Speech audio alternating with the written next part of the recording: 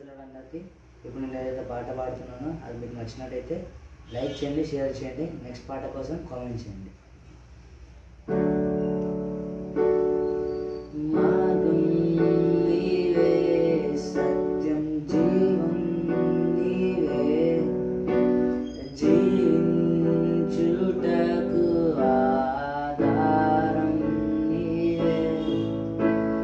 మార్గం నీవే, సత్యం జీవం నీవే, జీవించుటకు ఆధారం నీవే. అపాయము రాకుండా కాపాడు వాడవు, నేను ఆరాధింతును.